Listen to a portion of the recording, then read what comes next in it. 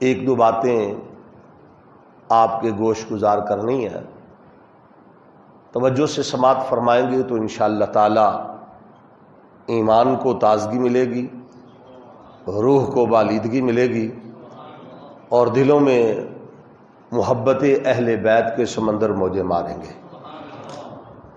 حضرات ذی وقار، میں نے قرآن کریم فرقان حمید سے مشہور و معروف آیت مقدسہ آپ احباب کے سامنے تلاوت کرنے کا شرف حاصل کیا۔ اکثر احباب کو یہ آیت ازبر ہوگی، اس کا معنی، اس کا مفہوم اور ترجمہ بھی آپ کو یاد ہوگا۔ اللہ رب العزت نے اس آیت مقدسہ میں شہید کی عظمت بیان فرمائی ہے۔ اس آیت مقدسہ میں اللہ تعالیٰ نے شہید کو جو ڈگری دی جاتی ہے، جو سند دی جاتی ہے، اس کا ذکر فرمایا۔ دیکھیے کہ جتنی بڑی ڈگری ہو اتنا ہی مشکل امتحان ہوتا ہے۔ تو اللہ تعالیٰ نے شہداء کے لیے جو ڈگری، جو سند رب نے انہیں عطا فرمائی، اس کا ذکر قرآن کریم کی اس آیت مقدسہ میں فرمایا۔ وہ کیا ہے؟ شہیدوں کی عظمت کیا ہے؟ رب فرماتا ہے وَلَا تَقُولُوا لِمَنْ يُقْتَلُ فِي سَبِيلِ اللَّهِ أَمْوَاتٌ، جو لوگ اللہ کی راہ میں مارے جائیں انہیں مردہ نہ کہو۔ یہ کوئی تھوڑا اعزاز تو نہیں ہے نا کہ موت تو آئی مگر رب فرماتا ہے انہیں مردہ۔ وَلَا تَقُولُوا لِمَنْ يُقْتَلُ فِي سَبِيلِ اللَّهِ أَمْوَاتٌ، جو لوگ اللہ کی راہ میں مارے جائیں انہیں مردہ نہ کہنا۔ یا اللہ کیا کہے؟ فرمایا بل احیاء، بلکہ وہ زندہ ہے، وہ زندہ ہے۔ اور دوسرے مقام پہ اللہ تعالیٰ نے فرمایا وَلَا تَحْسَبَنَّ الَّذِينَ قُتِلُوا فِي سَبِيلِ اللَّهِ أَمْوَاتٌ بَلْ أَحْيَاءٌ عِندَ رَبِّهِمْ يُرْزَقُونَ، جو لوگ اللہ کی راہ میں مارے جائیں انہیں مردہ گمان بھی نہ کرنا، تمہیں خیال بھی نہ آئے کہ یہ مر گئے، بلکہ یہ زندہ ہے۔ اللہ کے ہاں رب انہیں رزق دیتا ہے، یہ رزق کھاتے ہیں، ان کی زندگی کھانے پینے والی ہے۔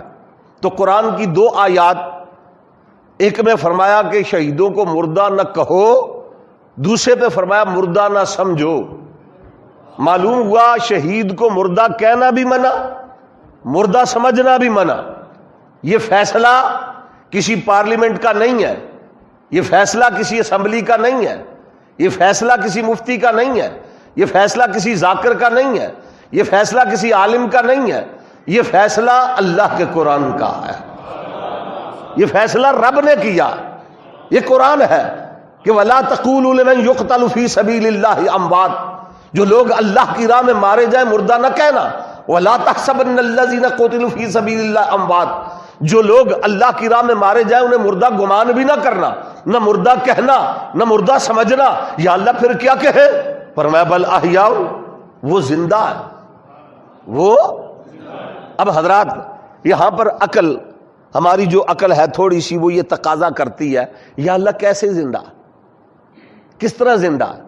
ہم نے تو خود مشاہدہ کیا، اپنی آنکھوں سے دیکھا، شہید کے جسم کے پرخچے اڑ گئے، شہید کے جسم کے اعضاء کٹ گئے، اس کا جسم لہو لہان ہو گیا، سینہ چھلنی ہو گیا، اور اس کے جو ہے وہ روح پرواز کر گئی۔ ہم نے اپنے ہاتھوں سے اس کے اعضاء اٹھا کے تابوت کے اندر رکھے، ہم نے اس کے غسل دیا گیا، نماز جنازہ ادا کی گئی، اس کی قبر کھودی گئی، اس کو قبر میں دفن کر دیا گیا، اس کی تدفین ہوئی، اس کی بیوی بیوہ ہو گئی، اس کے بچے یتیم ہو گئے، اس کا مال وراثت تقسیم ہو گیا، مگر رب کہتا ہے خبردار، نہ مردہ کہنا نہ مردہ سمجھنا، وہ زندہ ہے۔ وہ سوال پیدا ہوگا نا، یا اللہ کیسے زندہ ہے؟ ہمیں سمجھ نہیں آتی کس طرح زندہ۔ رب فرماتا وَلَٰكِن لَا تَشْعُرُونَ، یہ جملہ کیا کہنا وَلَٰكِن لَا تَشْعُرُونَ، کہا سمجھنے کی بات نہ کرو، ماننے کی بات کرو۔ تمہیں سمجھ آئے نہ آئے، مان لو، یہاں پر سمجھنے کی ضرورت نہیں، تحقیق کی ضرورت نہیں ہے، کیسے ہے، کس طرح ہے۔ اسلام کے اندر کئی مسائل ایسے ہیں، وہاں پر یہ معاملہ نہیں ہے کہ یہ بات سمجھ میں نہیں آتی، یہ بات عقل میں نہیں آتی، یہ بات شعور میں نہیں آتی، نہیں، ماننا ہے، سمجھ آئے پھر بھی ماننا، نہ آئے پھر بھی ماننا۔ شہید زندہ ہے، فیصلہ قرآن کا ہے، رب نے فیصلہ کر دیا شہید زندہ۔ تو اب حضرات معلوم ہوا کہ رب نے قرآن میں فیصلہ کر دیا کہ شہید سارے نہ بولیں، جو آپ میں زندہ ہے صرف وہ بولیں شہید ناراض تو نہیں نہ ہو رہے میں؟ ہاں، میں آپ کو سمجھانے کے لیے کہہ رہا ہوں، ماشاءاللہ بڑی خاموشی ہے، میں سمجھتا ہوں آپ کا ماحول ہی ایسا ہے، آپ سن ہی رہے ہیں، یہی آپ کی مہربانی ہے، ٹھیک ہے۔ ہم خطیب حضرات ہیں، ہم محلے کے اندر اور بستیوں کے اندر جہاں خطاب کرتے ہیں ہمارا ذوق جدا ہے، ہمارے مجمع کا ذوق جدا ہوتا ہے۔ آپ ماشاءاللہ جس علاقے میں رہتے ہیں یہاں پر ذوق یہی ہے کہ آپ خاموشی کے ساتھ سن رہے ہیں، اور مقصد تو آپ کو بات سمجھانا ہے نا، یہ آپ کی مہربانی۔ اگر آپ بات سمجھ جائے اور سن لی اور ایک بندہ بھی بات سمجھ جائے تو میں سمجھتا ہوں میرے آنے کا حق ادا ہو گیا۔ شہید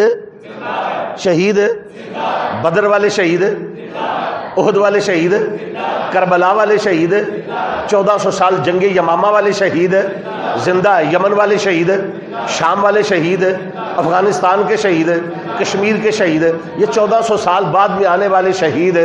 رب کہتا ہے انہیں مردہ نہ کہنا، شہید زندہ ہے، یہ سارے شہید زندہ ہے۔ اگر شہید زندہ ہے تو جو شہیدوں کا بھی نبی ہے، دیکھو نا، بات ہے اصول کی، بات ہے قانون کی، کہ شہید بنتا کیسے؟ کیا نبی کا کلمہ پڑھے بغیر کوئی شہید بن سکتا؟ شہید تو میرے نبی کے قدموں سے بنتا ہے، شہید تو میرے نبی کی غلامی سے بنتا ہے، شہید تو میرے نبی کے غلامی میں آنے سے بنتا ہے، میرے نبی کا کلمہ پڑھ کے شہید بنتا ہے۔ اگر کوئی حضور کا کلمہ نہ پڑھے شہید بن سکتا؟ میرے نبی کی غلامی میں نہ آئے شہید کہلا سکتا؟ نہیں۔ تو جس نبی کے قدموں سے لگنے سے شہید کہلاتا ہے، شہید بنتا ہے۔ تو اب ذرا سوچو کہ اگر غلام زندہ ہے تو آقا زندہ کیوں نہیں؟ اگر امتی زندہ ہے تو نبی زندہ کیوں نہیں؟ اگر نواسا زندہ ہے تو نانا زندہ کیوں نہیں؟ اگر کربلا والا حسین زندہ ہے تو مدینے والا مصطفیٰ زندہ کیوں نہیں؟ زندگی ثابت ہے جب حسین ابن علی کی، ہم موت نہ مانیں گے مدینے کے نبی کی۔ اگر شہید زندہ، اب یہاں پر حضرات لوگ ہم سے سوال کرتے ہیں، لوگ ہم سے پوچھتے ہیں، وہ کہتے ہیں جی تم کہتے ہو نبی زندہ ہے، حیات النبی کا عقیدہ تم رکھتے ہو، یہ عقیدہ جو ہے وہ عقل کے خلاف ہے۔ وہ کہتے ہیں عقل کے خلاف ہے۔ ہم کہتے ہیں کیوں؟ کہتے ہیں جی دیکھو تم کہتے ہو کہ حضور زندہ ہے، حیات النبی کا عقیدہ ہے تمہارا، کیا صحابہ نے معاذ اللہ حضور کو زندہ دفن کر دیا تھا؟ اگر حضور زندہ تھے، اگر حضور زندہ ہے تو قبر تو چاروں طرف سے بند ہے، وہاں پر کھڑکی کوئی نہیں، وہاں پہ روشن دان کوئی نہیں، پھر وہ سانس کیسے لیتے ہیں؟ پھر وہ کھاتے پیتے کہاں سے ہے؟ پھر وہ رہتے کہاں سے ہے؟ کیسے زندہ ہے؟ اگر وہ زندہ ہے تو پھر قبر میں کیوں ہے؟ انہیں حیات النبی کا مسئلہ سمجھاؤ۔ تو ہم انہیں بڑے پیار سے کہتے ہیں، لڑنے جھگڑنے کی بات نہیں ہے، ہم انہیں سادہ سی بات کرتے ہیں کہ اس طرح کرو، شہید کی زندگی تم ہمیں سمجھا دو، نبی کی زندگی ہم تمہیں سمجھا دیں گے۔ لیکن قیامت تک لگے رہیں بھائی، شہید کی زندگی پر تو قرآن شاہد ہے نا، اس سے تو کوئی انکار کر سکتا نہیں ہے۔ انہیں کہو کہ شہید کس طرح زندہ، وہ تم ہمیں سمجھا دو، پھر نبی کی زندگی ہم تمہیں سمجھا دیں گے۔ لیکن شہید کی زندگی میں رب نے فرمایا وَلَٰكِن لَا تَشْعُرُونَ، او خبردار سمجھنے کی بات نہ کرنا، یہ تمہارے شعور میں آنے والی شے نہیں ہے، یہ تمہاری عقل میں آنے والی شے نہیں ہے، تم نہیں سمجھ سکتے، تمہیں سمجھ نہیں آ سکتی، بس مان لو کہ زندہ ہے، سمجھنے کی بات نہ کرو۔ تو میں کہتا ہوں، میں یہ بات کہتا ہوں کہ شہید ایک ہے شہید کی زندگی، ایک ہے نبی کی زندگی۔ نبی کی حیات شہید کی حیات کی طرح نہیں ہے، بلکہ خدا کی قسم نبی کی حیات شہید کی حیات سے کروڑ درجہ اعلیٰ ہے، افضل ہے، بہتر ہے۔ تو جب ہم شہید کی زندگی کو نہیں سمجھ سکتے تو نبی کی زندگی کو کون سمجھے گا؟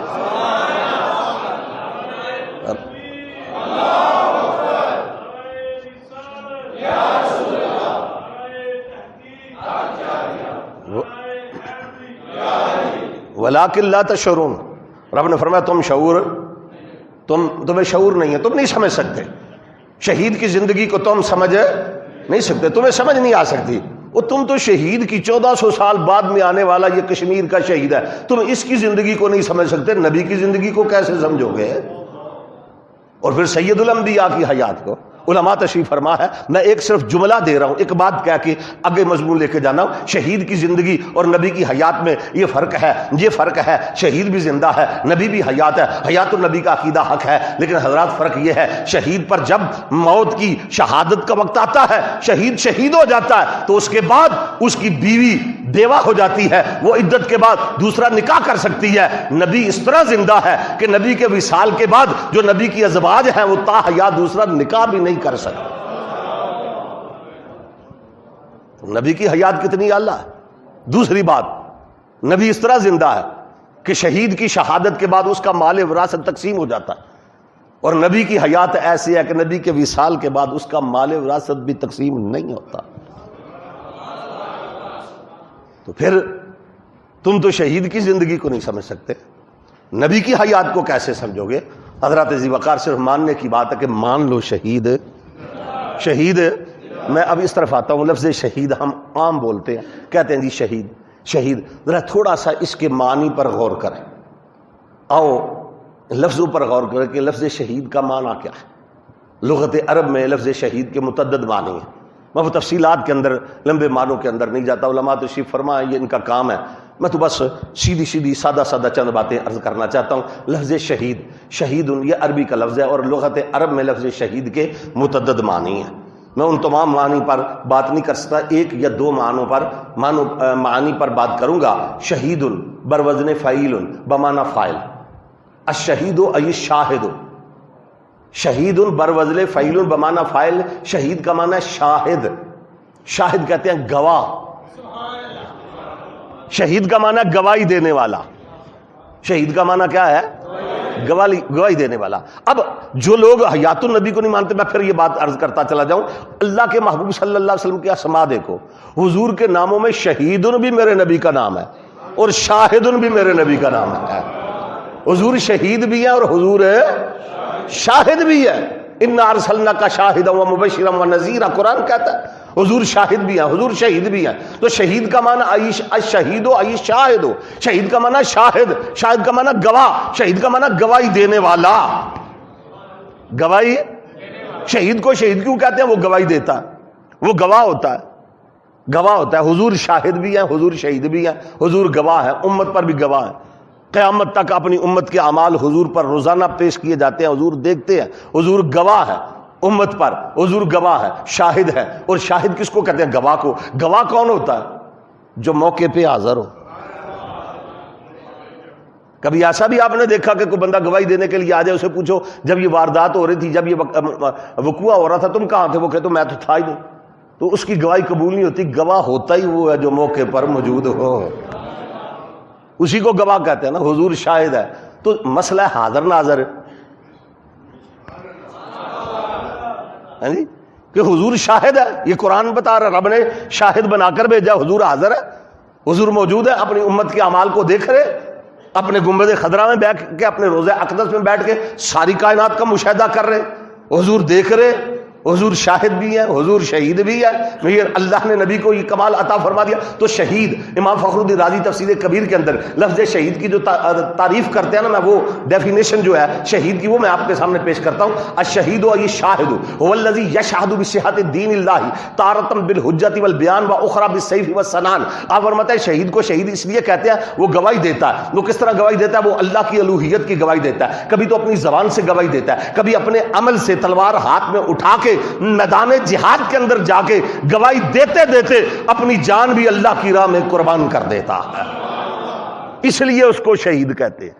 شہید کو شہید اس لیے کہتے ہیں گواہی دینے والا، وہ گواہی دیتا ہے کہ اللہ وحدہ لا شریک ہے، وہ اللہ کی الوہیت کی گواہی دیتا ہے، کملی والے آقا کی رسالت کی گواہی دیتا ہے، دین کے حق ہونے کی گواہی دیتا ہے، اور وہ گواہی اس انداز سے دیتا ہے کہ گواہی دیتے دیتے اپنی جان بھی اللہ کی راہ میں قربان کر دیتا ہے، اس لیے اس کو شہید کہتے ہیں۔ آپ کہیں گے جی اگر شہید کا معنی گواہی دینے والا تو پھر تو ہم سارے ہی شہید ہیں، ہم نہیں گواہی دیتے، ہم گواہی دیتے ہیں اللہ کی الوہیت کی، دیتے ہیں نا، حضور صلی اللہ علیہ وسلم کی ختم نبوت کی، وہ آقا علیہ الصلوۃ والسلام کی رسالت کی ہم گواہی دیتے ہیں، پھر ہم بھی شہید ہیں؟ نہیں، گواہی کے اندر فرق ہے، تیری اور میری گواہی اور ہے، کربلا والوں کی گواہی اور ہے۔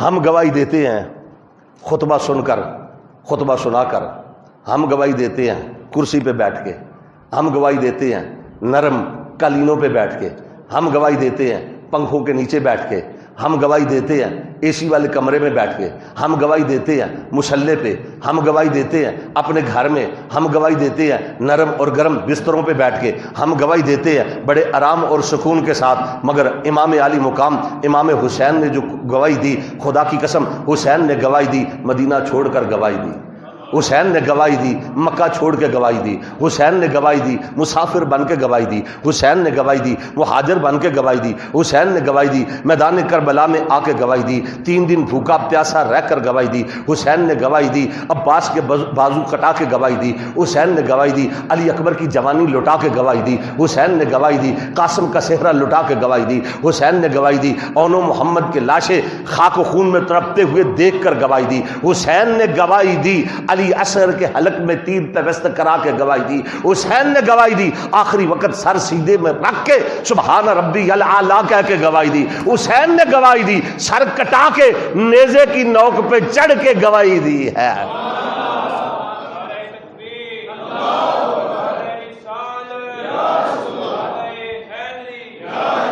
میرے سخی حسین دی شان ویکھو، ایسا رتبہ تے کسی نے پایا ہی نہیں۔ میرے سخی حسین دی شان ویکھو، ایسا رتبہ تے کسی نے پایا ہی نہیں۔ لکھا ہوئے شہید جہان اندر پر سجدے وچ کسے سیس کٹایا ہی نہیں، اپنے رب نو راضی کرن واسطے ہتھاں اُتے کسے بال کوہایا ہی نہیں، او ممبراں اُتے تے سب قرآن پڑھ دے، چڑھ کے نیزے تے کسے سنایا ہی نہیں۔ اے حسین یہ تیرا ہی کام تھا، تو نے سب لال کیے فدا، تجھے ان ستاروں نے ڈوب کر شب غم کا چاند بنا دیا۔ امام علی مقام امام حسین رضی اللہ تعالیٰ نے اس طرح گواہی دی۔ آپ شہید ہیں تو شہید کا معنی الشہید ہو، یہ شاہد ہو، شہید کا معنی گواہ، گواہی دینے والا، آپ گواہ ہیں۔ اچھا میں ایک اور بات آپ سے کہوں، گواہ امام حسین گواہ کیا ہے؟ شہید ہے نا، صرف شہید نہیں سید الشہداء، تو آپ ہیں گواہ، تو گواہ کی ضرورت کب پڑتی ہے؟ گواہ کی ضرورت کب ہوتی ہے؟ جب دو فریق آپس میں لڑ پڑے، پھر کوئی تیسرا بندہ ہوتا ہے جو گواہ ہوتا ہے۔ کیا خیال ہے؟ دو بندوں کی جنگ ہو، لڑائی ہو، اختلاف ہو، تو اب وہ تیسرا ہوتا ہے جو گواہ ہوتا ہے۔ جو دونوں لڑ رہے ہیں وہ گواہ نہیں ہوتا۔ اب امام حسین تو گواہ ہیں، تو جھگڑا کس کا تھا؟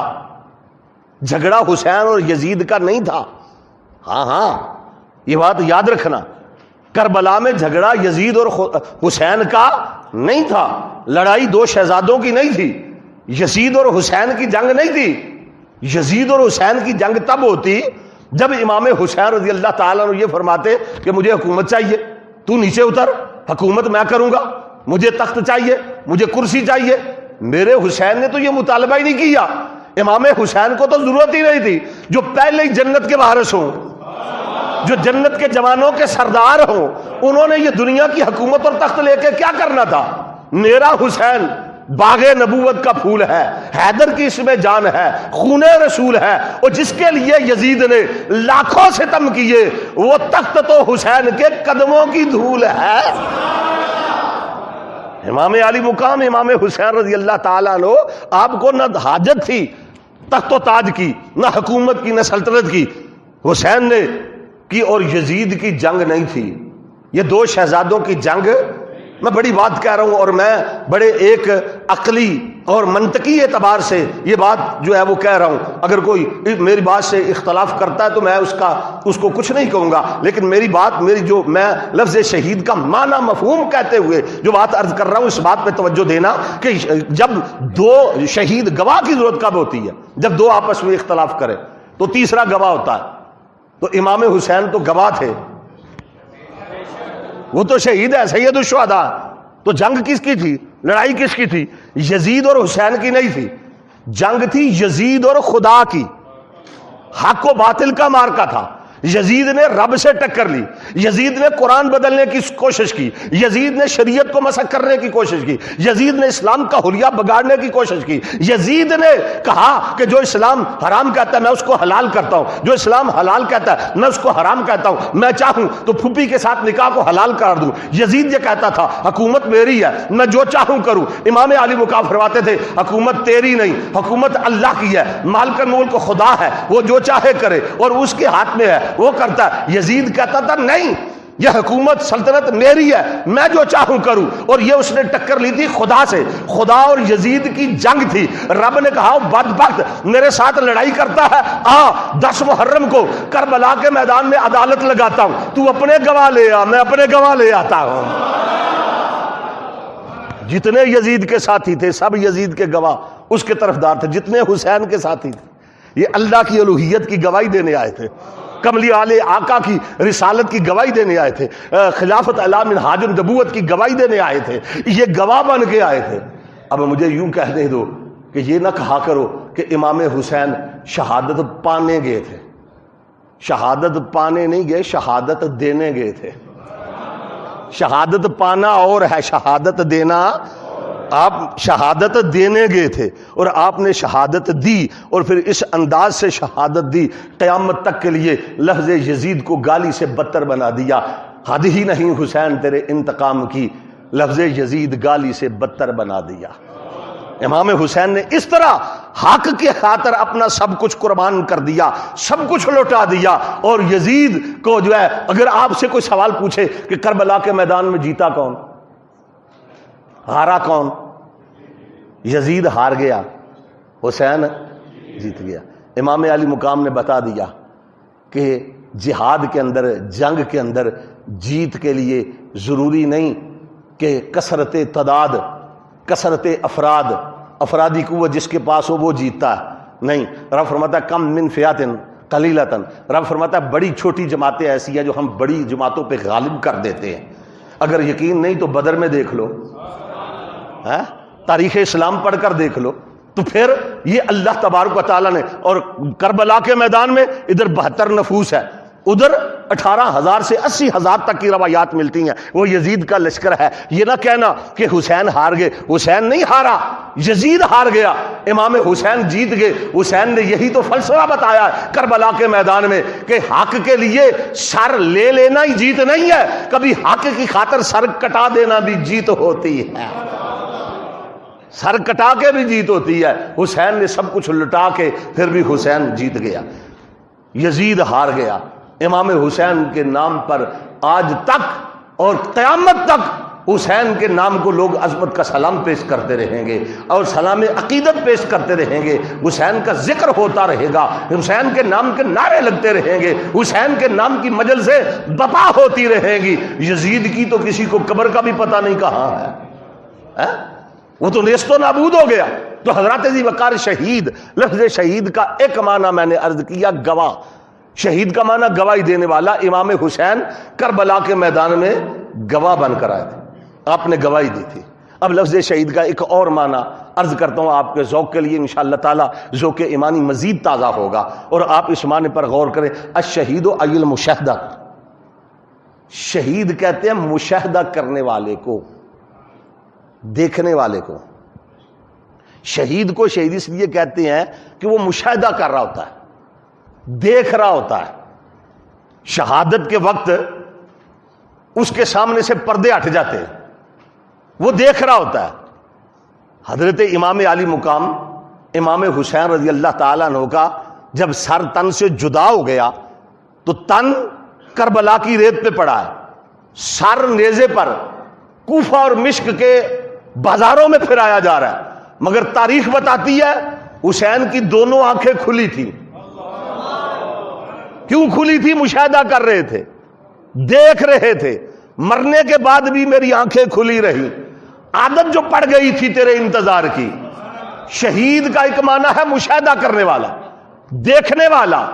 شہید کو شہید اس لیے کہتے ہیں کہ وہ شہادت کے وقت مشاہدے میں مصروف ہوتا ہے، مشاہدے میں مصروف ہوتا ہے، مشاہدہ کر رہا ہوتا ہے، وہ دیکھ رہا ہوتا ہے۔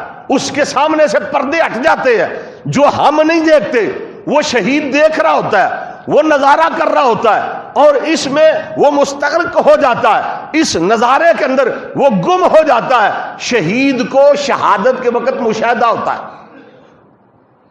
اب آپ دیکھیے یہاں پر ایک جملہ کہہ جاؤں، وہ کیا کہتے ہیں جملہ موتر، یہ علماء مدرسین، تو ایک جملہ میں عرض کرتا چلا جاؤں، جہاد دو طرح کا ہے۔ ویسے جہاد کی کئی قسمیں ہیں، علماء نے بیان فرمائی ہیں، لیکن موٹی دو قسمیں ہیں۔ ایک ہے جہاد بالکفار، ایک ہے جہاد بالنفس، اپنے نفس کے ساتھ جہاد کرنا، ایک ہے کفار کے ساتھ جہاد کرنا۔ یہ جہاد کی دو قسمیں مشہور و معروف ہر ایک نے بیان کی ہیں۔ جہاد کی دو قسمیں ہیں، ایک ہے جہاد بالکفار، ایک ہے جہاد بالنفس۔ کفار کے ساتھ جہاد کرنا یہ بھی جہاد ہے، اپنے نفس کے ساتھ جہاد کرنا یہ بھی جہاد ہے، بلکہ حدیث پاک میں اس کو جہاد اکبر کہا گیا، بڑا جہاد۔ ایک موقع پر نبی کریم صلی اللہ علیہ وسلم ایک غزوہ سے واپس تشریف لائے، آپ کے ساتھ صحابہ کرام تھے۔ تو جب آپ مدینہ پاک میں پہنچے، کئی دنوں کے بعد یا کئی ماہ کے بعد آئے، سب مجاہدین کو ان کے گھروں والے لینے کے لیے آئے تھے، ان کے بیوی بچے احباب لینے کے لیے آئے تھے، وہ بھی سفر سے آئے تھے تھکے ماندے، اب چاہتے تھے جلدی جلدی اپنے اہل خانہ کے پاس جائیں، وہاں جا کر بیٹھے، پھر کوئی باتیں کریں، گھر کے حالات دیکھیں، سب اپنے اپنے گھروں کی طرف جا رہے تھے۔ ایسے میں نماز کا وقت ہو گیا، حضرت بلال نے مسجد میں اذان دی تو اللہ کے محبوب نے فرمایا صحابہ آؤ چھوٹے جہاد سے بڑے جہاد کی طرف چلیں، یعنی جو ہم کر کے آئے ہیں وہ جہاد اصغر ہے۔ اب نفس چاہتا ہے کہ آرام کرے، گھر میں جائیں، مگر ادھر آواز آ گئی کہ مسجد میں آؤ، حی علی الصلاۃ۔ اب جو ادھر آئے گا حضور نے فرمایا یہ جہاد اکبر ہے، یہ بڑا جہاد ہے۔ وہ جو کر کے آئے ہو جہاد بالکفار وہ چھوٹا ہے، یہ جہاد بڑا ہے۔ اب میں یہاں پر جو بات عرض کرنا چاہتا ہوں وہ یہ ہے، جو چھوٹا جہاد کرتا کرتا مر جائے، رب کہتا ہے اسے مردہ نہ کہو، وہ زندہ ہے، وہ چھوٹے جہاد والا زندہ ہے۔ تو یہ اللہ کے ولی جو ساری زندگی جہاد بالنفس کرتے رہتے ہیں، جہاد اکبر کرتے رہتے ہیں، بڑا جہاد کرتے رہتے ہیں، ان کو کہتے ہو کہ یہ مر گئے قبروں میں، نہیں پتہ نہیں ہے۔ وہ اگر چھوٹا جہاد والا زندہ ہے تو جو جہاد اکبر کرنے والا ہے وہ بدرجہ اولا زندہ اور جاوید ہے۔ سمجھ آئی بات کی؟ اور پہلے ہوتا ہے مجاہدہ، پھر ہوتا ہے مشاہدہ۔ یہ بات تھوڑی سی مشکل ہے، آسان لفظوں میں سمجھاتا ہوں۔ تصوف اور طریقت والے کہتے ہیں پہلے تصوف اور طریقت میں پہلے مجاہدہ ہوتا ہے، بندہ ریاضتیں کرتا ہے، مجاہدہ کرتا ہے، عبادتیں کرتا ہے، ذکر کرتا ہے، اذکار کرتا ہے اور مراقبات میں رہتا ہے، ذکر کر کے پھر ایک وقت آتا ہے پردے سارے ہٹ جاتے ہیں، پھر مجاہدہ نہیں ہوتا، پھر مشاہدہ ہوتا ہے، وہ مقام مشاہدہ پہ پہنچتا ہے۔ تو پہلے مجاہدہ پھر مشاہدہ ہے۔ تو شہید کو مشاہدہ ہوتا ہے، جہاد اصغر والے بھی مشاہدہ کرتے ہیں اور جہاد اکبر والے بھی مشاہدہ کرتے ہیں۔ حضرت بابا فرید الدین گنج شکر پاک پتن شریف والے، یہ ایام ان کے عرس کے ایام بھی ہیں۔ تو حضرت بابا فرید الدین گنج شکر، آپ کے بارے میں کتابوں کے اندر لکھا ہے کہ آپ نے 36 برس تک مجاہدہ کیا۔ کتنا؟ 36 برس تک جنگلوں میں پھرتے رہے، پتے اور گھاس کھا کے گزارا کیا، جسم بالکل لاغر کمزور ہو گیا، اتنا زہد کمایا، اتنے مجاہدے کیے، چلے کیے کہ آپ کا لقب پڑ گیا زہد الانبیاء، کہ انہوں نے نبیوں جیسا زہد کمایا، نبیوں جیسا زہد کمایا، اتنا مجاہدہ کیا۔ تو آپ کے بارے میں آتا ہے آپ کا جسم بالکل لاغر کمزور ہو گیا، مجاہدے میں تھے۔ ایک دن جنگل کے اندر اسی حالت اور کیفیت میں تھے اور آپ پر جو ہے وہ استغراق کا کیفیت طاری ہوئی، تو آپ گر پڑے، بے ہوش ہو گئے، کمزوری کی وجہ سے گر پڑے، بے ہوش پڑے، آنکھیں کھلی ہوئی ہیں۔ ایک کوا کہیں سے آیا اڑتا ہوا، آپ کے ماتھے پہ بیٹھا، وہ آپ کی آنکھ میں چونچ مارنے لگا۔ تو بابا فرید بول اٹھے، آپ نے فی البدی شعر لکھا، شعر کہا، آپ نے کہا کاگا سب تن کھائیو، چن چن کھائیو ماس، اے دو نین نہ چھیڑنا، میرے کو پیا ملن کی آس۔ میں مقام مشاہدہ پہ ہوں، مرنے کے بعد بھی میری آنکھیں کھلی رہیں، عادت جو پڑ گئی تھی تیرے انتظار کی، میں مقام مشاہدہ پہ ہوں، میں اس کا مشاہدہ کر رہا ہوں، اس لیے سارا جسم کھا جا، یہ دو آنکھیں سلامت رکھ، کیونکہ میں مشاہدہ کر رہا ہوں۔ شہید کہتے ہیں مشاہدہ کرنے والے کو، شہید شہادت کے وقت مقام مشاہدہ پہ موجود ہوتا ہے، وہ مشاہدہ کر رہا ہوتا ہے۔ یہی وجہ ہے کہ شہید، ہم شہید کو دیکھتے ہیں ہمیں تکلیف ہوتی ہے، اس کے جسم کے اعضاء کٹ گئے، سینہ چھلنی ہو گیا، جسم ٹکڑے ٹکڑے ہو گیا، جسم ریزہ ریزہ ہو گیا، اعضاء کٹ گئے، خون بہہ گیا، دیکھنے والوں کو درد اور تکلیف محسوس ہوتا ہے۔ لیکن بخاری کی حدیث ہے، اللہ کے محبوب نے فرمایا الشہید لم یجد علم القتل، حضور نے فرمایا شہید کو شہادت کے وقت چونٹی کے کاٹنے جتنی بھی تکلیف نہیں ہوتی۔ یہ چونٹی کاٹتی ہے تکلیف ہوتی ہے، حضور فرماتے ہیں اتنی بھی شہید کو نہیں ہوتی۔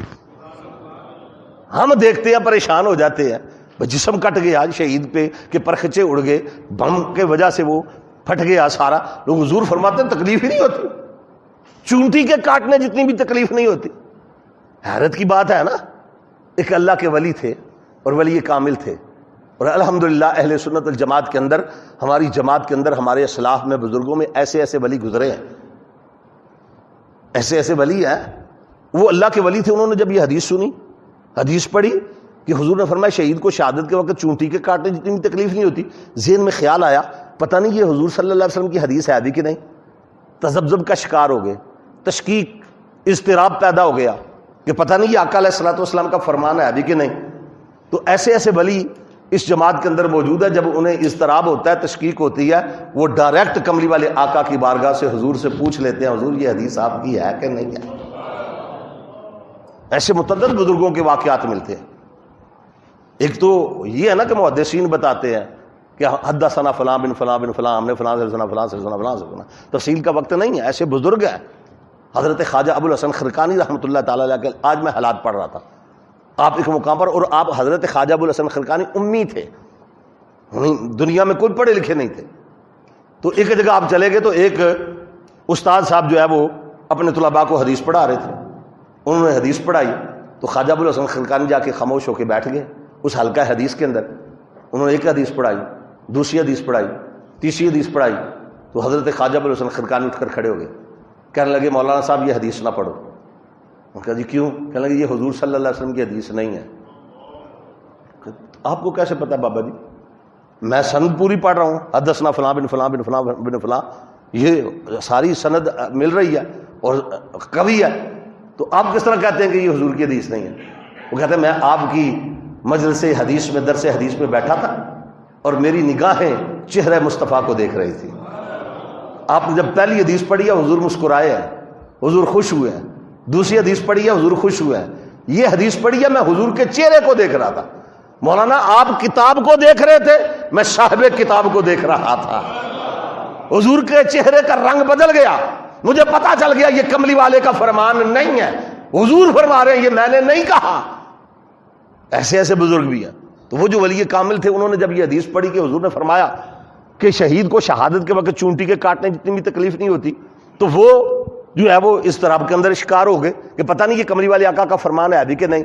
تو کیا ہوا، رات کو سوئے تو نصیبہ جاگ اٹھا، کریم آقا علیہ الصلوۃ والسلام کا دیدار نصیب ہوا، حضور کی زیارت نصیب ہوئی۔ جب آقا علیہ الصلوۃ والسلام کی زیارت نصیب ہوئی تو یہ ولی اللہ حضور کی بارگاہ میں عرض کرتے ہیں حضور یہ حدیث آپ کی ہے کہ شہید کو شہادت کے وقت چونٹی کے کاٹنے جتنی بھی تکلیف نہیں ہوتی؟ حضور نے مسکرا کے فرمایا ہاں یہ حدیث میری ہے۔ پتہ چل گیا کہ حدیث برحق ہے۔ اچھا اب وہ ولی پھر تھوڑے ادب کے ساتھ ڈرتے ڈرتے عرض کرتے ہیں حضور بات سمجھ میں نہیں آئی، بات سمجھ میں نہیں آئی کہ کس طرح اس کو تکلیف نہیں ہوتی۔ حضور نے فرمایا سورہ یوسف پڑھ کر دیکھ لو، سورہ یوسف پڑھ کر دیکھ لو۔ ولی تھے، کامل تھے، مگر عالم تو نہیں تھے۔ وہ صبح اٹھے بیدار ہوئے، انہوں نے سورہ یوسف پڑھی، ایک بار پڑھی، دو بار پڑھی، تین بار پڑھی، پوری سورہ یوسف میں جہاد کا ذکر ہی کوئی نہیں، شہید کا ذکر ہی کوئی نہیں، یہ چیپٹر ہی نہیں ہے سورہ یوسف میں۔ وہ بڑے پریشان ہو گئے کہ آقا علیہ الصلوۃ والسلام نے فرمایا بات سمجھ میں نہیں آ رہی، تو کسی نیک عالم کے پاس چلے گئے اور جا کر عرض کرتے ہیں کہ جناب رات کو میرے ساتھ یہ واقعہ ہوا، حضور صلی اللہ علیہ وسلم نے مجھے یہ فرمایا کہ سورہ یوسف پڑھ کے دیکھ لو، میں نے سورہ یوسف پڑھی ہے، مجھے بات سمجھ میں نہیں آئی ہے، ذرا آپ مجھے سمجھا دیں۔ اس عالم دین نے کہا کہ میں تجھے سمجھاتا ہوں۔ سورہ یوسف کھولی اس میں سے وہ آیات نکالی جس میں ذکر ہے حضرت یوسف علیہ السلام کا کہ جب زلیخا حضرت یوسف علیہ السلام کے حسن پہ فریفتہ ہو گئی، جب زلیخا حضرت یوسف علیہ السلام کو دل دے بیٹھی تو مصر کی عورتوں نے تانے دیے، زلیخا تو عزیز مصر کی بیوی ہو کے ایک غلام کو دل دے بیٹھی ہے، وہ تو غلام ہے۔ تو حضرت زلیخا نے کہا او مصر کی عورتوں، مجھے تانے نہ دو، مجھے یہ نہ کہو کہ وہ غلام ہے، تم نے دیکھا نہیں ہے نا، تمہیں کیا پتا کہ وہ غلام ہے کہ حسن کا بھی امام ہے، تم نے دیکھا نہیں۔ ان عورتوں نے کہا پھر ہمیں بھی دکھا، ہم بھی دیکھنا چاہتی ہیں۔ قرآن کہتا ہے حضرت زلیخا نے ان عورتوں کی دعوت کی، دسترخوان بچھا دیا، انواع و اقسام کے کھانے اس پہ چن دیے، ان کے ہاتھوں میں پھل دے دیے، کاٹنے کے لیے چھریاں دے دی۔ یوسف علیہ السلام سے عرض کی کہ ایک بار اپنے رخ سے نقاب ہٹاؤ، اپنا چہرہ انہیں دکھاؤ، ان کے سامنے سے گزر جاؤ۔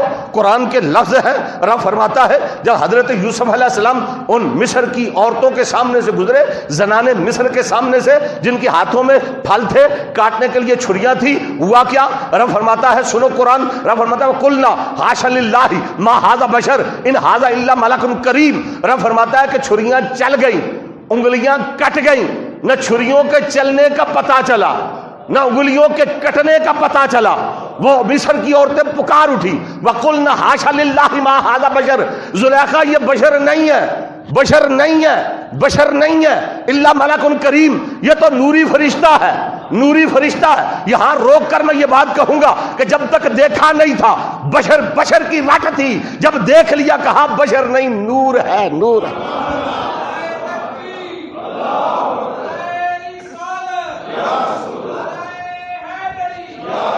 یہ تو قرآن بتا رہا ہے، یہ قرآن کہہ رہا ہے قلنا حاشا للہ ما ھذا بشر ان ھذا الا ملک کریم، یہ نوری فرشتہ ہے، نوری فرشتہ ہے۔ لیکن میں جو بات عرض کرنا چاہتا ہوں، چھریاں چل گئیں، انگلیاں کٹ گئیں۔ اس عالم دین نے بتایا کہ اللہ کے محبوب کے فرمان کا مقصد یہ ہے کہ جن کے سامنے یوسف علیہ السلام کا حسن ہو مصر کی عورتوں کے سامنے تو انگلیوں کے کٹنے کا پتہ نہیں چلتا، اور شہید کے سامنے بوقت شہادت یوسف کے خدا کا حسن ہوتا ہے، مصطفیٰ کا حسن ہوتا ہے، اس لیے اسے گردن کٹانے کا پتہ نہیں چلتا۔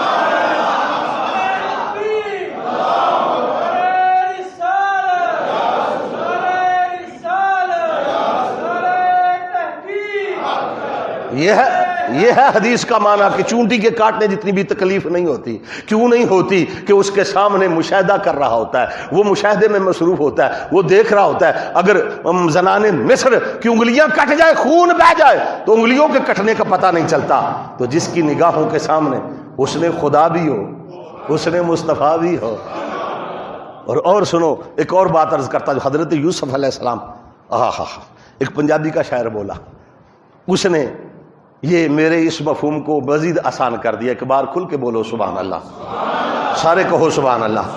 وہ پنجابی کا شاعر کیا کہتا ہے؟ کہتا ہے ہاتھ کٹ لے مصر دیاں عورتاں نے، ہاتھ کٹ لے مصر دیاں عورتاں نے، جدو یوسف دا حسن آشکار ہویا، وہ انگلیاں چھریاں چل گئیاں تے کچھ نہ پتا چلیا، ایسا کیف تے ایسا خمار ہویا تے کچھ پتا جے وچ میدان کربل کدے حسن دا گرم بازار ہویا، اور جنوں تور تے موسیٰ نہیں ویکھ سکیا او دا کربل وچ دیدار ہویا، جنوں تور تے موسیٰ نہیں ویکھ سکیا او دا کربل وچ، کیونکہ شہید کا معنی مشاہدہ کرنے والا، دیکھنے والا۔ حضرت یوسف علیہ السلام کے بارے میں ایک اور بات بھی آتی ہے، روایات کے اندر موجود ہے۔ حضرت یوسف علیہ السلام کی قوم میں قید پڑ گیا، ساری کی ساری قوم یوسف علیہ السلام کے دروازے پہ آئی، اللہ کے نبی قید پڑ گیا، کھانے کے لیے کچھ نہیں ہے، اللہ سے دعا کیجیے۔ حضرت یوسف علیہ السلام نے فرمایا بھائی کیا ہے؟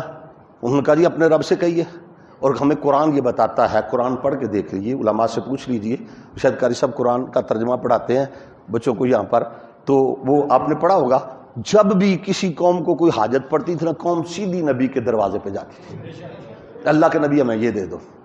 وَإِذِ اسْتَسْقَىٰ مُوسَىٰ لِقَوْمِهِ، پانی نہ ملا تو قوم موسیٰ علیہ السلام کی بارگاہ میں، فَادْعُ لَنَا رَبَّكَ، اے موسیٰ اپنے رب سے یہ مانگ کے دے، یہ لے کر دے۔ حضرت عیسیٰ علیہ السلام کی قوم کو کھانا نہ ملا، انہوں نے کہا اے عیسیٰ رب سے کہا پکا پکایا کھانا بھیجے، آ گیا۔ موسیٰ علیہ السلام سے کہا کھانا چاہیے، پانی چاہیے، دے کے دے دیا۔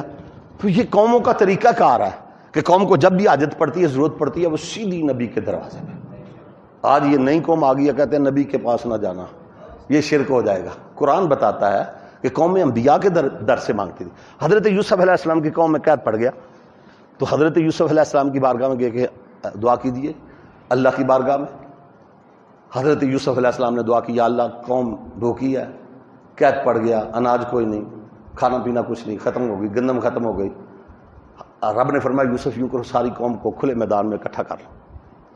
حضرت یوسف علیہ السلام نے جمع کر لی، ساری قوم آ گئی۔ مولا اب کیا کروں؟ فرمایا یوسف اس چوٹی پر پہاڑ پہ چڑھ کے کھڑے ہو جاؤ۔ یا اللہ کھڑا ہو گیا ہوں، اب کیا کروں؟ فرمایا اپنے رخ سے نقاب ہٹا، سب کو اپنا دیدار کرا۔ یا اللہ اس سے کیا ہوگا؟ فرمایا فصل پکنے میں کتنی دیر باقی ہے؟ یا اللہ بھی 3 ماہ باقی ہیں، پہلا سٹاک سارا گودام ختم ہو گئے، آگے فصل ہے کوئی نہیں، 3 ماہ بعد فصل نے آنا ہے، یہ 3 ماہ کیسے گزریں گے؟ فرمایا یوسف فکر نہ کر، تو رخ سے نقاب ہٹا کے ان کو دیدار کرا دے، جو ایک بار تجھے دیکھ لے گا نا 3 ماہ تک نہ بھوک لگے گی نہ پیاس لگے گی۔ یہ یوسف علیہ السلام کے حسن کا کمال ہے، یوسف علیہ السلام کے حسن کا کمال ہے۔ اس کا ترجمہ رومی کشمیر میاں محمد عارف کھڑی نے کیا ہے۔ اللہ اکبر، کہو سبحان اللہ۔ اور میرے شیخ کامل رحمۃ اللہ تعالی علیہ اس پر ایک بات فرمایا کرتے تھے، میاں صاحب نے فرمایا 3 مہینے رجی خلقت ویکھ یوسف کنانی تے جنہ محمد عربی ڈٹھا۔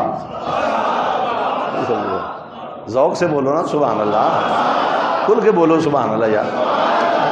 دیکھو نا آج میرے شیخ کامل فرمایا کرتے تھے امام علی مقام وہ ہے، یوسف علیہ السلام کے حسن کا کمال یہ ہے جو ایک بار دیکھ لے 3 ماہ تک بھوک نہیں لگتی، پیاس نہیں لگتی۔ تو وہ حسین جس نے 7 سال 7 ماہ 7 دن والضحیٰ کے چہرے کی زیارت کی، جس نے لعاب دہن چوسا، میرے نبی کی زبان مبارک چوسی، جو مصطفیٰ کریم کے کندھوں پہ سفر کرتا رہا، حضور کے سینوں پہ سواری کرتا رہا، حضور کے کندھے پہ، حضور کے سینے پہ کھیلتا رہا، اس حسین کو میدان کربلا میں 3 دن کی بھوک اور پیاس کیا کہہ سکتی تھی؟ اور جنہ محمد عربی ڈٹھا رج کے دومی جہان۔ شہید کا معنی مشاہدہ کرنے والا امام علی مقام امام حسین رضی اللہ تعالیٰ عنہ کربلا کے میدان میں، یہ ابھی کوئی شعر پڑھ رہا تھا، پیاسا حسین کو کہوں اتنا تو بے ادب نہیں، مجھ کو تو اختلاف ہے لوگوں کی بات سے، مانگا تھا کب حسین نے پانی فرات سے؟ اگر وہ ایک بار کہتے کہ پانی چاہیے تو پانی چھلنے میں آتا ہوا نہ آ جاتا، اچھل کرنا آ جاتا۔ وہ امتحان میں تھے، وہ خدا کی رضا پہ راضی تھے۔ 3 دن کا پیاسا صرف حسین نہیں، امام علی مقام کے گھر کا ہر بچہ جو بھی جاتا ہے میدان کربلا میں، یزیدی اس پر آ کر تنگ آ کر کہتے ہیں کہ یہ علی کا گھر بھی کیا گھر ہے کہ جسے دیکھو وہ ہر ایک بچہ علی کے گھر کا شیر خدا معلوم ہوتا ہے۔ وہ کہتے ہیں 3 دن کا بھوکا پیاسا مگر جرت، بہادری، جواں مردی امام علی مقام امام حسین رضی اللہ تعالیٰ عنہ کربلا کے میدان میں صبح سے عصر کا وقت آ گیا، حسین نے 71 جنازے خود اٹھائے۔ رب ذوالجلال کی قسم، کسی گھر سے ایک جنازہ اٹھے پورا محلہ سوگوار ہو جاتا ہے، پوری بستی سوگوار ہو جاتی ہے۔ ایک جوان جنازہ اٹھے مگر وہ حسین نے اکیلے 71 جنازے اٹھائے۔ ہر ایک شہید کو شہادت کا دولہا بنا کے بھیجتے، پھر دعائیں کرتے، پھر لاشا اٹھا کے لاتے۔ چلو یہ سارے باتیں ٹھیک ہے، لیکن بوڑھا باپ جوان بیٹے کا لاشا، خدا اس آزمائش میں کسی باپ کو نہ ڈالے، کسی باپ کو نہ ڈالے۔ اور بیٹا بھی شہزادہ علی اکبر جیسا، 18 برس عمر، شبیہ مصطفیٰ، وہ بیٹا بھی جب شہید ہو گیا، لیکن امام علی مقام نے اٹھا کے لاشا دلبر بسوئے آسماں دیکھا اور کہا نہیں شکوہ کوئی مولا، رضینہ رضا اللہ، میں ہوتا کون ہوں جو یہ کہوں کہ کیا کیا تو نے، میرا کب تھا، میرا کب ہے، دیا تو نے، لیا تو نے، نہ اب آرام و راحت کی، نہ مال و زر کی حاجت ہے، نہ بیوی کی، نہ بچوں کی، نہ اپنے سر کی حاجت ہے، تمنا ہے تو بس اتنی، خدا کا نام رہ جائے، تیرے محبوب کا لایا ہوا اسلام رہ جائے۔ اللہ اکبر۔ امام حسین رضی اللہ تعالیٰ عنہ کے عقابی نگاہوں کی تیزی میں فرق نہیں آیا، بازو کے بلکس میں فرق نہیں آیا، کمر ہمت جھکی نہیں، پایا استقلال میں لغزش نہیں آئی، حسین پریشان نہیں ہوئے، قربانی ہنس کے دی۔ یہ ہے علی کا شیر، یہ ہے سید الشہداء، یہ ہے امام علی مقام، یہ ہے حسین ابن علی، کہ جب آپ میدان کربلا میں تن تنہا آخری وقت میں جاتے ہیں، میں وہ تفصیلات میں نہیں جاتا کہ کس طرح پہنچے، لیکن آخری وقت میدان کربلا میں 18,000 سے 80,000 تک کا لشکر، تیر، تلواریں، نیزے، بھالے چل رہے ہیں، اکیلا علی کا شیر، اکیلا حسین ابن علی۔ وہ حفیظ جلندری نے کیا کہا؟ لباس ہے پھٹا ہوا، گرد میں اٹا ہوا، تمام جسم نازنی چھدا ہوا کٹا ہوا، پھر بھی ہزاروں قاتلوں کے سامنے ڈٹا ہوا۔ یہ کون ذی وقار ہے؟ یہ کون شاہ سوار ہے؟ یہ بال یقین حسین ہے، نبی کا نور عین ہے۔ وہ امام علی مقام امام حسین رضی اللہ تعالیٰ عنہ، جب آپ کا آخری وقت آیا، تیر، تلوار، نیزوں کے زخم کتنے لگے؟ تاریخ کی روایات مختلف ہے، کسی نے کہا 113 زخم آئے، کسی نے کہا 72 زخم آئے، کسی نے کہا کہ اس سے بھی زیادہ زخم آئے۔ ایک روایت میں یہ بھی کہا گیا کہ اتنے زخم آئے جتنے قرآن کے حرف ہیں۔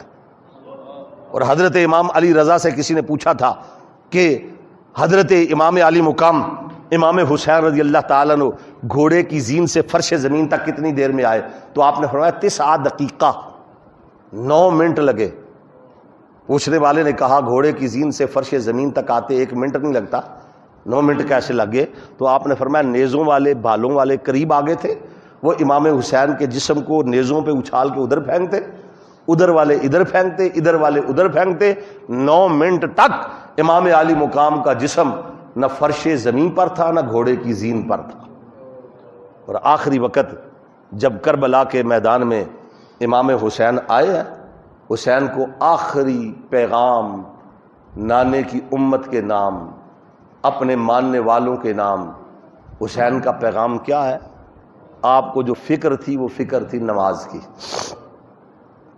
چاروں طرف یزیدی ہیں، حسین کو خیموں کے جلنے کا فکر نہیں، حسین کو کنبے کے لٹنے کا فکر نہیں، حسین کو یہ فکر نہیں کہ گھوڑوں پہ لاشوں پہ گھوڑے دوڑ جائیں گے۔ حسین کو فکر ہے تو میری نماز قضا نہ ہو جائے، نماز قضا نہ ہو جائے۔ آخری وقت آپ گھوڑے کی زین سے زمین پہ آتے ہیں، کربلا کی تپتی ہوئی ریت کو مصلی بنا لیا اور دیکھا کہ چاروں طرف یزیدی ہیں، عباس کے کٹے ہوئے بازوؤں کو سترا بنا لیا، آپ نے اصغر کے خون سے وضو کر لیا۔ حسین نے اپنی زندگی کا آخری سجدہ کربلا کے میدان میں کیا، سر سیدھے میں رکھا اور زبان سے کہا سبحان ربی العلی، سبحان ربی العلی، سبحان ربی العلی۔ شمرلین آگے بڑھا، حسین کے گلے پہ خنجر چلایا، سر تن سے جدا کر دیا، مگر حسین پیغام دے گئے اپنے نانے کی امت کے نام، قیامت تک ذکر حسین سننے والوں کے نام، ذکر حسین کی محفل کو سجانے والوں کے نام، میرے نانے کا کلمہ پڑھنے والے مسلمان نماز نہ چھوڑنا۔ ساری دنیا کی تکلیفیں آ جائیں، مصائب آ جائیں، مصیبتیں آ جائیں، مشقتیں آ جائیں، نماز ترک نہ کرنا، نماز نہ چھوڑنا۔ اگر تو نمازی نہیں، حسین تیرا نہیں، تو حسین کا نہیں۔ اپنی آل کے نام، سادات کے نام، سیدوں کے نام، امام حسین کا پیغام یہی ہے، سید او جڑا پڑھے نماز رب دی، سید کرے نہ سجدہ تے سجدہ نہیں، سید کرے نہ سجدہ تے سجدہ نہیں، پاویں سید دی چھاتی تے شمر ہوئے، سید نماز کولوں کدی پجدا نہیں۔ بس یہ پیغام ہے حضرات ذی وقار۔ آج کربلا کا ذکر کرنے والے بڑے ہیں، سیاہ لباس پہننے والے بڑے ہیں، ماتمی لاکھوں ہیں، قلب بے ریا کس کس میں ہے، دیکھنا یہ ہے تیرے اسوے کی ادا کس کس میں۔ جو کربلا کا پیغام تھا، جو فلسفہ تھا، اس پر کون عمل پیرا ہے؟ آج ذکر حسین کر کے 10 دن چند آنسو بہا کے ہم سمجھے کہ ہم نے حسینی ہونے کا حق ادا کر دیا؟ نہیں نہیں، امام علی مقام کا اسوہ اپناؤ، ان کا طریقہ کار اپناؤ، حسینی کردار کی ضرورت ہے، امام حسین کے پیغام کو سمجھنے کی ضرورت ہے۔ حسین کا پیغام کیا ہے، حسین نے مشن کیا دیا، ورنہ یہ صرف چند دن آنسو بہا کر یہ کر کے ختم کر دے، نہ۔ کسی نے بڑی خوب بات کہی، وہ کہتا ہے خوف ہے قربانی اعظم نظر سے گر نہ جائے، دیکھ ابن حیدر کے لہو پہ پانی پھر نہ جائے۔ ذہن میں آتا ہو جس کا نام تلواروں کے ساتھ، اس کا ماتم اور سکے کی جھنکاروں کے ساتھ، ہائے کیا تھی بات اور تو نے کیا کر دیا، کربلائے خون مولا کو تماشا کر دیا۔ وہ تھے کس منزل میں، تو کون سی منزل میں ہے، شرم سے گڑ جا اگر احساس تیرے دل میں ہے۔ آج یہ احساس پیدا کرو، آج یہ وعدہ کر کے جاؤ، ہم نماز نہیں چھوڑیں گے۔ حسین وہ ہے جس نے آخری وقت بھی نماز ترک نہیں کی، سارا بدن حسین سخیدہ، تیرا نال پروتا، پھر بھی سید ریت تتیتے، نیت نماز کھلوتا۔ حسین کا بابا علی وہ ہے جن کی ساری زندگی کوئی نماز قضا نہیں ہوئی، ایک نماز عصر قضا ہوئی تو گیا ہوا سورج بھی واپس پلٹ آیا۔ حسین کا گھر یہی گھر ہے۔ جب امام علی مقام آخری وقت سر سیدھے میں رکھا تو شمر کہنے لگا حسین موت کے ڈر سے سر سیدھے میں رکھ دیا، بولے کہ یہ شیوا ہے مشہور ہمارا، سر دینا عبادت میں ہے دستور ہمارا۔ ہم نبی کے گھر والے ہیں، ہمارا طریقہ کار یہ ہے، ہمارا اسوہ یہ ہے، ہمارا کردار یہ ہے۔ حضرات ذی وقار، آج ہم اس محفل میں امام علی مقام امام حسین کو، آپ کے جانشار ساتھیوں کو حسین ابن علی کی بارگاہ میں سلام عقیدت پیش کرنے آئے۔ ایسے امام کو سلام کہنا چاہیے، بولو کہنا چاہیے۔ شہید بولو، شہید زندہ ہے۔ ہمیں تو حکم یہ کہ قبرستان میں جاؤ تو مردوں کو بھی سلام کرو، تو جو ہوئی زندہ وہ سلام کا جواب نہیں دیں گے؟ شہید تو زندہ ہے، وہ سنتے بھی ہے، جواب بھی دیتے ہیں۔ آؤ اس انداز سے سلام کرے کہ ہمارا سلام یہاں سے اٹھے، فضاؤں کو ہواؤں کو چیرتا ہوا کربلا کے میدان میں حسین کے سنہری گنبد سے ٹکرائے امام حسین دیکھیں کہ آج گارڈن ٹاؤن میں ابو بکر مسجد میں بیٹھ کے میرے نام لیوا مجھ پہ سلام بھیج رہے ہیں۔ کہو سبحان اللہ۔ اے حسین ابن علی تم پر سلام، آپ نے کہنا تم پر سلام۔ اے حسین ابن علی تم پر، اے حسین ابن علی تم پر، اگر دونوں ہاتھ اٹھا کے محبت سے کہہ دو تو کوئی حرج نہیں۔ اے حسین ابن علی تم پر، سب کی حاضری ہو جائے۔ اے حسین ابن علی تم پر، اے حسین ابن علی تم پر، اے حسین ابن علی تم پر، اے حسین ابن علی تم پر سلام۔ نازش آل نبی تم پر سلام، تم پہ لاکھوں رحمتیں لاکھوں سلام۔ اے شہیدان محبت کے امام، زندگی ہی زندگی تیری حیات، اے حیات اندر حیات اندر حیات، لالا گوں لالا بدن لالا کفن، اے چمن اندر چمن اندر چمن، تو نے دھو ڈالے جبین ملت بیضا کے داغ۔ تو اگر اسلام کا دل ہے تو ایمان کا دماغ، فخر کا دل میں دریچہ باز کرنا چاہیے، جن کا تو آقا ہو ان کو ناز کرنا چاہیے۔ ہم ایسے امام کی بارگاہ میں سلام عقیدت پیش کرتے ہیں اس دعا کے ساتھ کہ اللہ تبارک و تعالی ہمیں امام علی مقام کے اسوہ پر عمل پیرا ہونے کی توفیق عطا فرمائے اور